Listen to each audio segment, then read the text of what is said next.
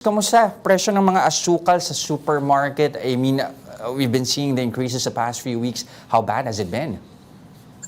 Well, sugar has been competing with the fuel in terms of prices. No, one on a per liter basis, the other one on a per kilo basis. No, for those who are challenged, no, budget wise, it's now a choice between drinking your coffee sweetened in the morning or commuting to office. No, Mhm. so yun naglalaban ang sa budget mo ang asukal at the cost of transportation. Yes. Okay, but to give us an idea, how much of an increase have we seen here for prices of sugar per kilo?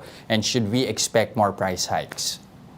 Yeah, I know that price of sugar has been increasing, but I was surprised myself when I checked last Monday and found out that it's been selling at 100, 105, 108, no, Mhm. in the market. And then I checked back and said, kailan ba nag-umpisang pagtaas ng presyo ng asukal, no?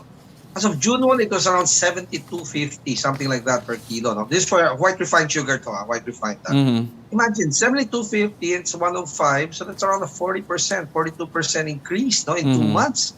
So of course, it will not go on continuously, no, but still, a very steep rise, no, for one commodity which everyone uses every day. Okay, you don't expect that to continue? Are you alluding here to the fact that you have the Sugar Regulatory Administration pushing for the importation of around 300,000 metric tons of sugar? How much of a help is that going to give us?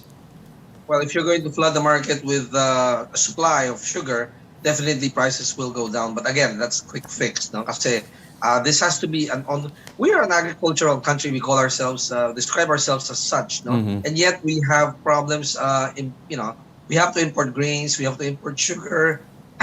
It's a pity, no? I think we really have to fix this long term, no? Mhm. Beyond a 6-year term of any administration, no?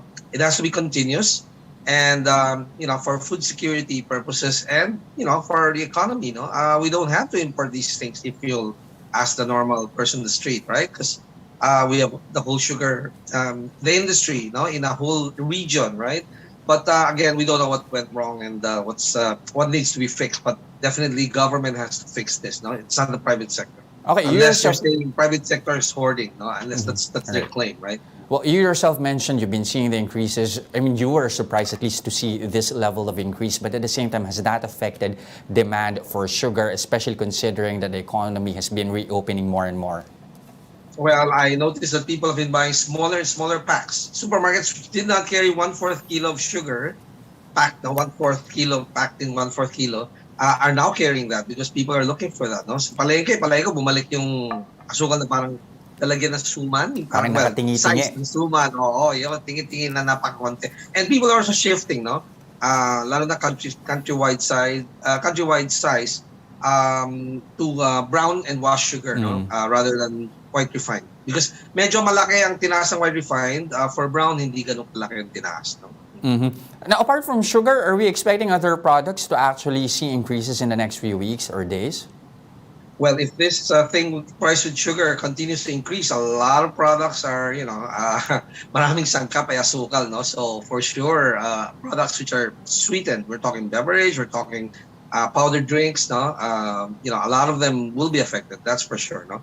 Right now, hindi pa naman naapektuhan, no? Kasi tuloy-tuloy ang taas, pero mabilis, no? So hoping that they can stem this and the prices can be, controlled, no? Mhm. And hopefully bumaba ng konti so that hindi pa umabot sa mga produktong kailangan ng maraming asukal. Okay, you mentioned in the past, Stephen, that there has been at least higher increases in products that were not covered by the DTI's monitoring. Kamusta yung situation now? How's the price difference between goods covered by the DTI's SRP and those that are not? Yeah, this is not to say or encourage the DTI to cover all items, no? That's Mhm. total price control. I'm not saying that. I'm just saying that there will be products which may adjust their prices because they're not monitored by the DTI, no, by the government, no.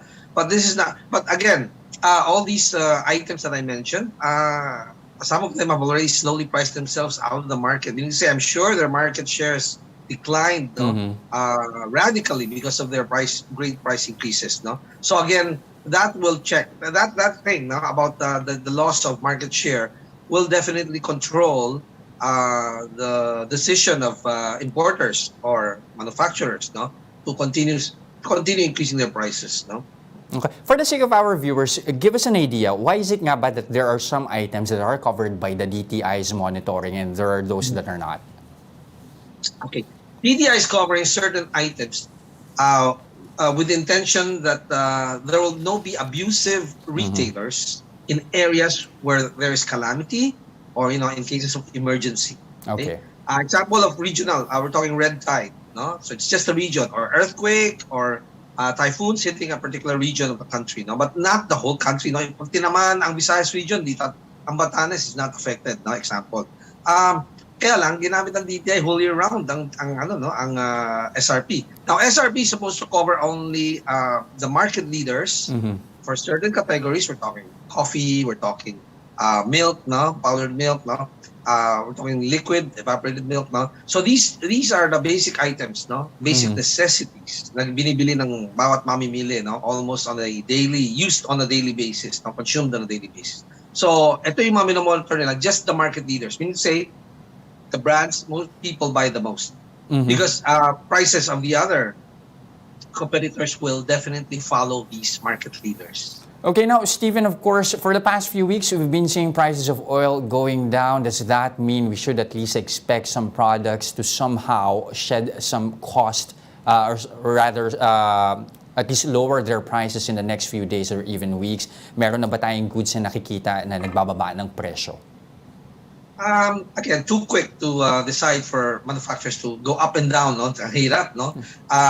Probably hoping that if prices stabilize, means say the economy is more stable, then prices will hopefully stabilize. Means say hindi na tataas, no? And probably they'll have to kick off, sell all these items off shelves via sale, no? Para mabawasan ang kanilang inventory, tsaka continuous ang production. Hindi pwedeng walang ginagawa ang kanilang tauhan sa planta, no? Lalo na kung nag-expand sila ng kanilang operations, no? So there will be a lot of products in the market which are selling slower because of the increase in prices, and they'll have to push off these items off the shelves by promotions, sales, no? So hoping that will ease and ease the pockets of the mamimili, no? Hindi masyadong mabigat sa kanila dahil they're getting something, a premium, no, out of what they're buying. Yeah. Give us an idea, Stephen, what are these products that are seeing less and less sales compared to before, due, of course, to elevated prices? Well, it's a bit difficult to monitor this. So there are research companies. That's all they do, no, is research, no. Pero for us, just observing, there are a lot of items on sale for. Again, it depends on the brand, the company, the promotion. So it's a lot of factors. Pero there will always be items na condiments, certain sizes, no? Certain sizes, yung malalaki. Even ketchup, no? Lalo na yung mga important, maraming mga sale din ngayon, no? Canned goods, we're not talking canned meat. Pero canned meat meron mga sale na canned meat, no? Pero mas kaunti, no? Again, it's a company decision. So it is not the store's decision. It is not a category, the whole category. Nobody's buying pasta, for example. No, it's not that. But off-season rin, so by dahilan din, no? Okay. If people are eating less or celebrating less, no, during this season, rainy season, then there are items which are not as saleable as during Christmas, no? Maybe pasta. It sells well the whole year round, but during the season, medyo hindi reason to celebrate. So wala namang graduation or so reason, no, to celebrate. So mas maraming sinesale na item, no, for this category.